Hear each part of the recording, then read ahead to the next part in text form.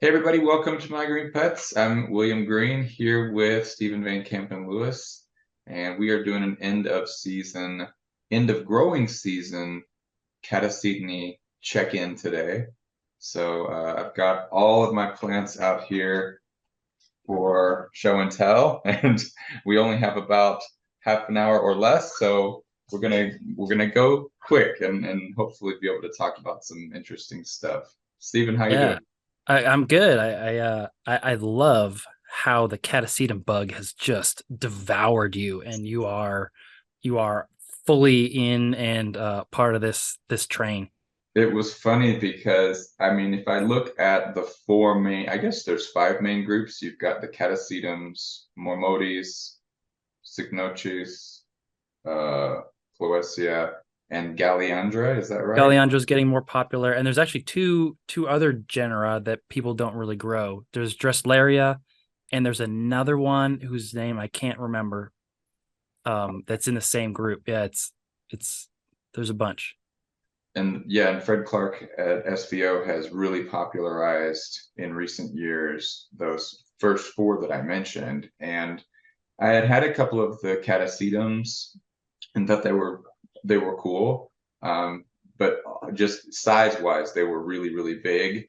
And I don't know, they didn't bite me quite like the Cycnoches have. I don't know why. I guess I just saw pictures, maybe it was yours actually, of the Coopery that you had a Oh, couple years ago. You had the male flowers and the female flowers, and you talked about like how the female flowers last forever and they're beautiful and all this stuff. And I was like, and if you look at my collection, I would say a good portion of the plants that are not Cattleya are orchids that have pendant blossoms. So oh, that's right. Your there's some, dendrochilums and bulbos yeah, and cycnices and yeah. yeah. I just realized I have a thing for hanging flowers. I love that. So these guys fit the bill. And I'm just going to go ahead and jump right in. Feel free to interrupt at any point. Yeah. This is the only thing I've got in bloom right now. This is a first bloom seedling from Fred Park. This is Cycnoches Bronze Embers. Oof. No, it's not. Bronze Vixen, my bad. You got to get that in front of some judges. Bronze Vixen has got that nice olive green color. Uh-huh. It's got kind of bronzy edges. The backs of the flowers have almost a rosy brownish cast. Um, Is, and is there a stripe on the petals there? I can't tell if that's an artifact of the camera or if there's like a lighter stripe in the middle of the petals. I think it might be the texture of the petals Oh, because they are a little rough. They're not smooth. They've got kind of a rough texture to them. But the color is pretty uniform when you look at it straight on when okay. it's well lit and it's not a blurry camera. But I mean that's an AM quality bloom right there. no way. Yeah, easy. Easy. Well, my question is the fact that this is all empty space down here, wouldn't that count against the inflorescence as a whole? If there were other awards where that space wasn't there, it could. And there Okay. might be a few points taken off, so you won't get an FCC, but I mean, that's an easy low AM. And then the next time it blooms with males, you probably get twice as many flowers and you could maybe get a mid-range AM. I wish I could see the color in real life, but Yeah. it could be a mid to high AM if with more flowers. I mean, those flowers are huge, absolutely enormous. That's one thing I've noticed that I like about these guys is just the you get so much bang for your buck. This is the second complex hybrid that I've had bloom this year. There was another one called Fire Embers, which I'll show you here in a second because it's in spike again. And this one had this really nice mustardy yellow color and big flowers, nice fragrance. That's another thing that they tick the box for is fragrance. This one has like a sweet, if you've ever had like a banana flavored candy like Runts, it almost smells, has a really sweet banana-ish fragrance to it. Yeah. This one had a really tart, almost like another kind of a sweet candy fragrance to it. So really nice fragrances, big flowers, and unusual colors that you just don't typically see, like this olive green. And then this one, Mhm. like I said, was that burnt mustardy yellow. I was trying to figure out what color. Some people said turmeric color. But again, just not colors you see too often. Yeah. Um, and yeah, this thing put out the flower spike is as big as the plant. It puts out one, and then here it goes. It's trying to put out another one here. So, congratulations, Fred. That's some pretty cool stuff. Yeah, those look really cool. And I mean, as Fred goes down the rabbit hole of breeding these, making them more and more complex, it's the sizes are getting larger with that Varsavixii size, and then that's probably where the banana scent comes from. Mm. And then the was it the embers, glowing embers, Fire um, embers. fire embers. Yeah, that probably comes. I think there's a bunch of coopery in that one, right?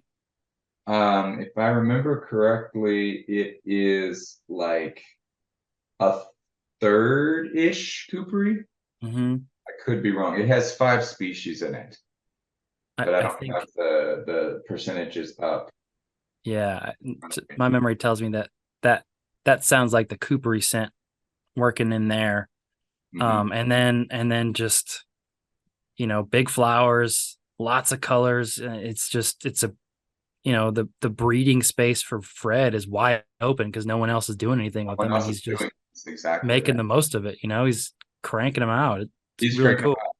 And it's interesting because, when you look at the parents of these guys, they're both really heavily speckled and splotched, Hmm. and yet the offspring that I got, uh, solid, totally solid color, no Interesting. splotches, no indication of spots or splotches at all.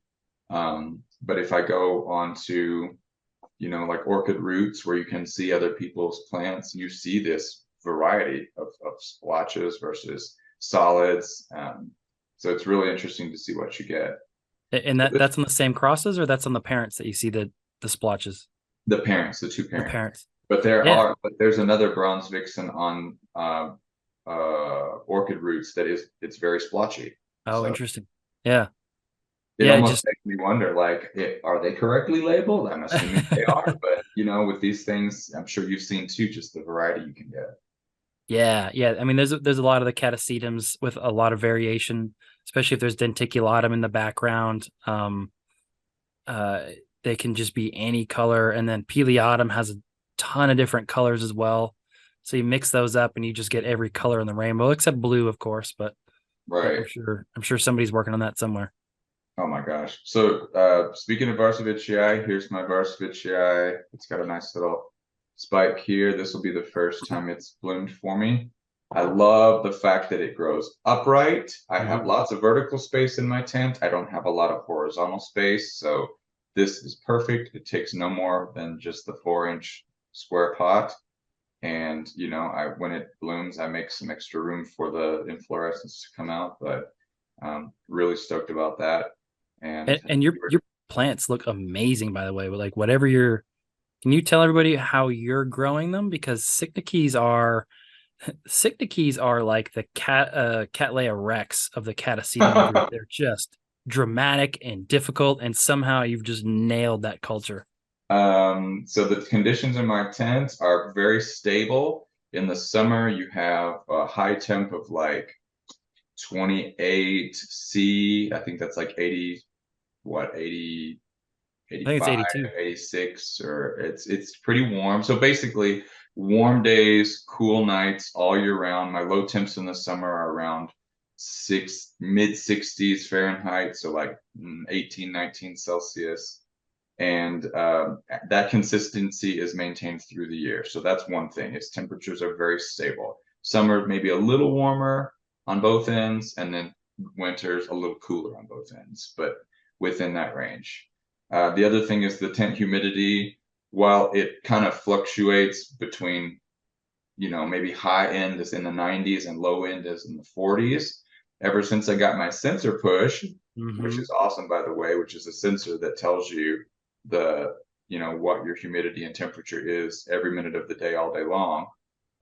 The average humidity in there is right around 60 to 65% relative humidity average all the time. So not super humid, but not super dry. So Yeah. just on the, I would say like just on getting into a humid feeling environment. So I, that's I really think consistent I too. think that consistent humidity and temperature and stable conditions is probably really the key. And those sensor pushes help a lot. I've got, in fact, if I were to get up and stand up, I've got one right up here. So I Oh yeah. measure temperatures outside, and I've got some inside, and yeah, no, having that stable environment for the dramatic species, I think It's is key. key. It's Yeah. key. And not to go off on too much of a tangent, but um, a Nepenthes grower back in March gave me 4 Nepenthes plants, and now I have gotten several more of those.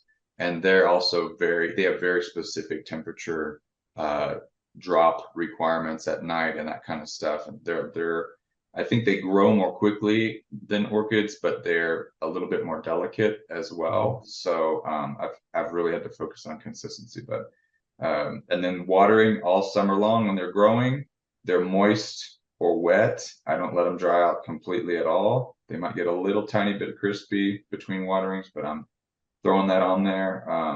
I water with I use well, the fertilizer that I use, I just use like a sixth of a teaspoon. I have a little Mhm. measuring thing. So it's like 25 to 30 ppms of nitrogen every watering. And so that's watering them like 3 or 4 times a week. And then I also this year, kind of motivated by what you do with your time release stuff, I was sprinkling Osmocote 16, 16, 16 Osmocote pellets and just not really measured, just sprinkling a bunch in there so that every time they got watered, they get a little extra bit of fertilizer in there too. Yeah. And then once the growth got, finished up and the spikes just started coming, with the Signochius. So that's great. And that you can see they've got some nice fall color going on here. They got some yellow in the leaves. Hmm. But most of these are all still fully leaved. This is my, oh God, I did knock something over. One thing to know about Cygnocius is that the flowers are like little triggers, and if you touch them, they'll pop their pollen and the flower Yep. will fold up the next day. You don't like it's like over really quick. So this is like the first leaf that's to come off my Cygnocius this season. This is my Coopery that bloomed about a month ago. Is that the only one in PET method? Good observation. So this is the Look at those roots. yeah, they're still going strong. Hmm. Um, so it's sphagnum down to here, and then granite rocks down here. Yeah.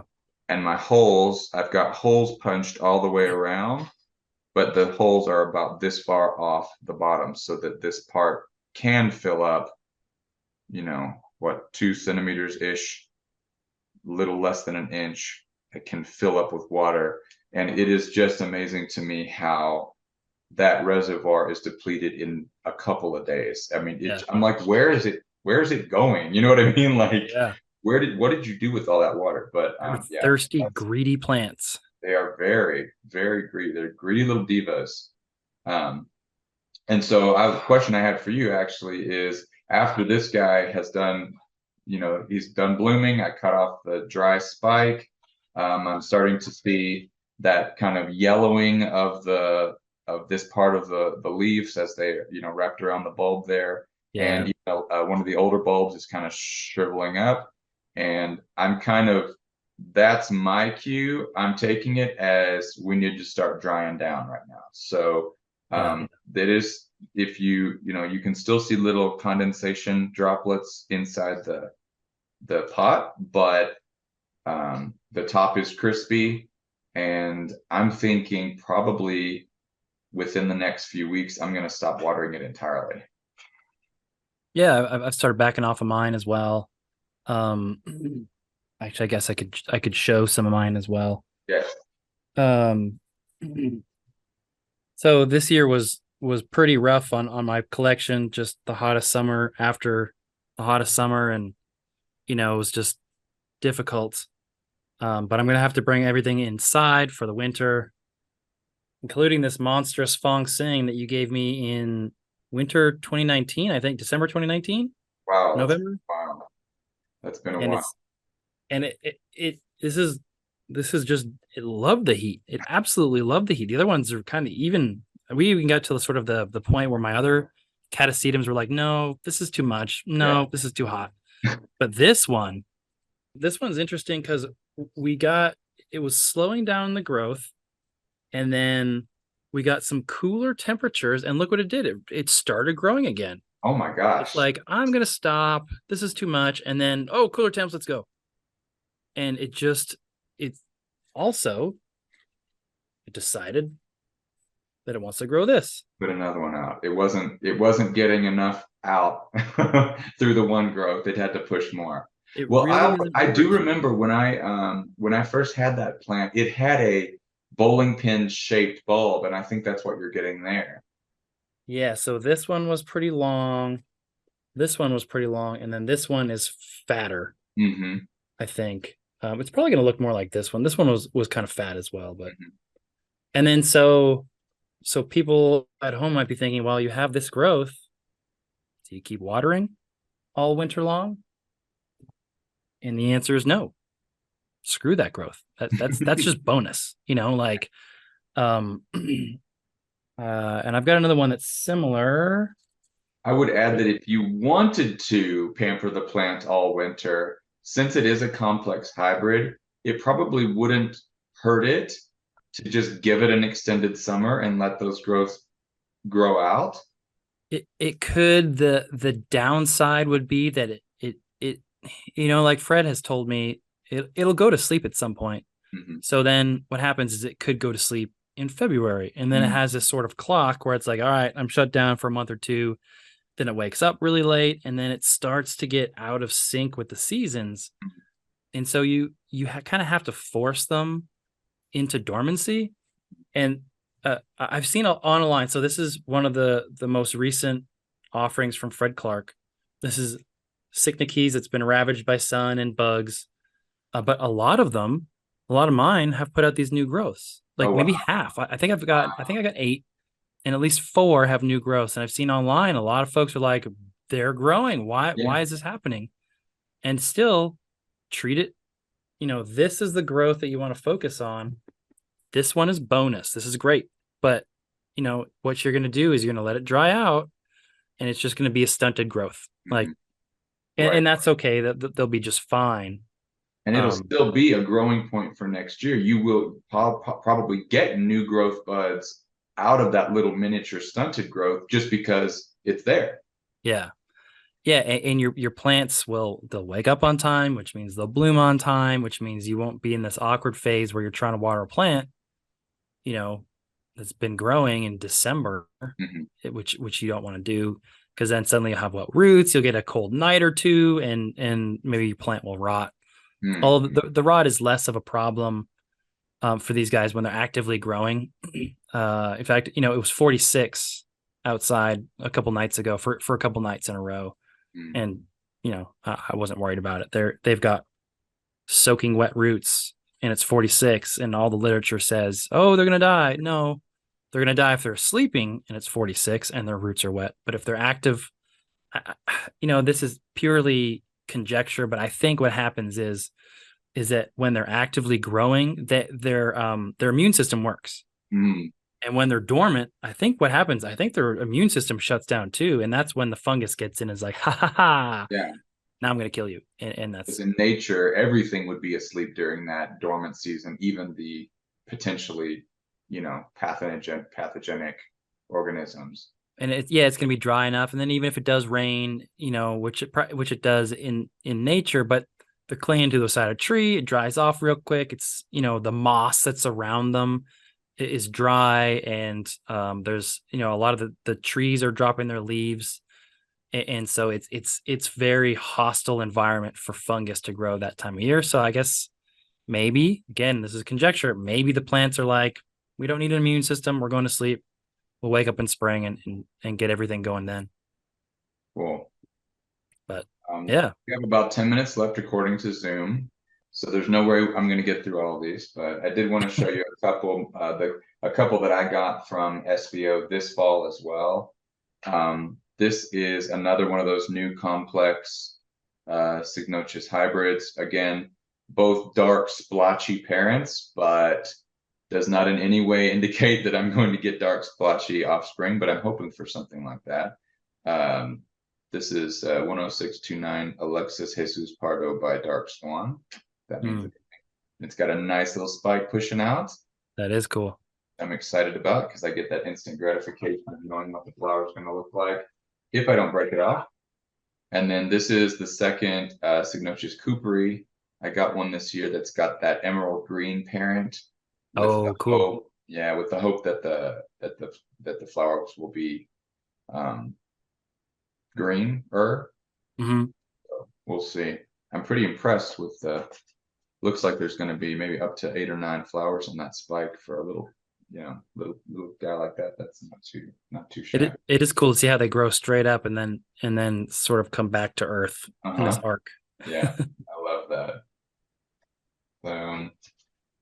I did want one Colossia I didn't mention last time is this one. This is a new hybrid. It's Grace Dun by Dodsoniana. And Grace Dun's a winter bloomer. Dodsoniana is a summer bloomer. And this thing is an absolute beast. I'm actually showing you the wrong one. Sorry, that was Rebecca Northern. This is the one I wanted to show you. Look at the roots on this thing. Oh, yeah. It is insane. In fact, I made a very bad mistake putting it in a container that has a ridge here because there's no way I'm getting this out of the container. No, you have to butcher the whole pot, and I've done that myself too. But a friend in Minnesota sent me one bulb. It put 2 bulbs out as growths this year, and he showed me the one he has like 8 growths. I mean, it's insane. So I've kind of looked into what those summer blooming Cloacia flowers look like. They're greenish. They're kind of floofy. They hang down. Supposed to be really nicely fragrant. So no idea, but this should be interesting when it does finally bloom. And their flowers are larger than the winter ones too. They're whereas taller and wider. Yeah. They're kind of more goblin looking. So I'm curious to see what that looks like. I can't think of a summer. I don't know that there's been a whole lot of summer by winter blooming crosses for some reason. I don't know why, but that'll be cool.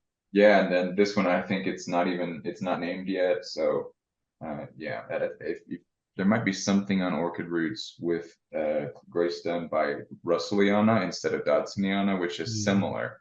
If you want to look and see what that looks like. And so yeah, I've got my Rebecca Northens. This is Maccabi. This is Grapefruit Pink with 2 little spikes on it.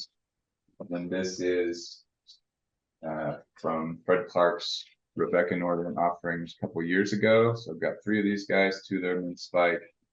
And I think you've asked me before, how do you get your Rebecca Northerns to bloom so early? And again, I think it's just the warmth, maybe. Yeah. I was gonna say I'm always amazed by how early yours bloom. They just do.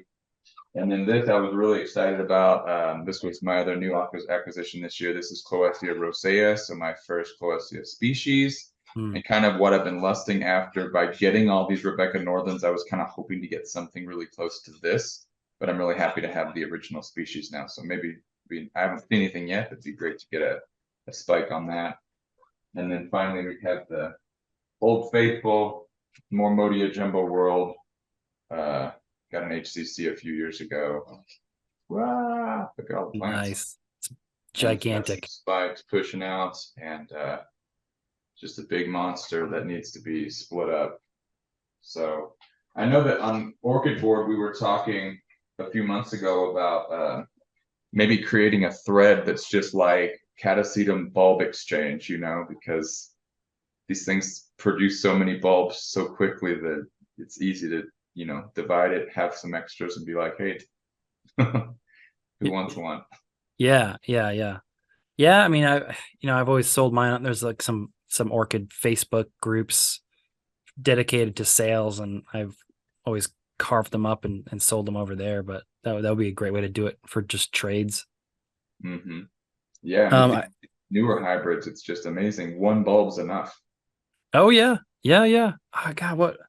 I had Closetum Dragon's something, and just I got one bulb in the mail from someone on Orchid Board, Katrina, I think her name was, and I think I divided it every other year into two or three divisions and just kept selling and trading, and it was amazingly like, yeah, those closed sedums, especially the closed sedums, are just they get monstrous. Yeah. But before our time is up, I do want to show. I was telling you before we started filming. So this is Catasetum Yusuf Nyazi by Black Knight. You can see my hideous handwriting there. And I'll show photos of the parents, but they're both very dark. So I'm really curious to see what these look like. I sent these to my friend Frank in Louisiana to get them flasked, and he wrote back to me. I think it was like 2 days after I had done that last chat with Fred, and that and Fred was like, "Oh yeah, I always want to deflask them in spring so they grow through the whole season and they can go to sleep." 2 days later, I got these in the mail. So I'm like, "Oh no," but Well, I'll just pamper them. But I've gotten kind of a way. I've typically done community pots in a single pot. uh-huh. I've got these little 12 cell trays that I was going to grow tomatoes and stuff in. I've got a Uh-huh. bunch. So I put two plants in each one, and that worked out really well. So, And if any of uh, our viewers was interested in getting seedlings of that cross too, would they be able to? I think the folks who flasked it up are at Louisiana Orchid Connection. So I assume they're going to sell those because I didn't, I sent pods and they're gigantic, as you know. I only need one flask, and I said, hey, you guys can keep the rest. It's going to be a really cool cross. Do whatever you want. So I suspect that those will pop up Reach over out. there. Okay. Yeah. Yeah. Asking for a friend. Yeah. Yeah. And should be just a really cool dark catasetum. I Yeah. assume, who knows, Looks really Peleotum close in it. is in the background, is and expansum is too, so it could just be a rainbow of colors. I love it when they've got that really almost black and then like a nice bold yellow stripe or something right in the middle. I like that contrast. Yeah, and the Black Knight has that black flower with a neon white lip. Oh, nice. It's got that Peleotum shape, so it has that sort of indented, almost a mouth, and that whoops, and that's the white part. And then the Yusef Nyazi is a sort of long, spindly shaped dark flower, and the lip is dark green, like a very, very dark forest green. Cool. And then the rest of it is this sort of dark tan, tenebrosum type color. It's really cool. All right. Well, this might be a good moment to say our goodbyes. Zoom says we have a minute left. So yeah, thanks for sharing plants with us. Thanks for listening to me go through my whole collection. Just get some feedback. I'm pretty happy with how things are going, but there's always room for improvement. Yeah, and when I get my indoor setup, I'll probably be pinging you for tips, and get a tent, and then I'll get an IKEA deal and get all my plants inside. You can kind of see them over here. I'll sell a lot and then bring some inside, including Fong Sing. All right, sounds good. Well, a pleasure as always, Stephen, sorry. And we will see you again next time. Sounds good. All See ya. right, take care.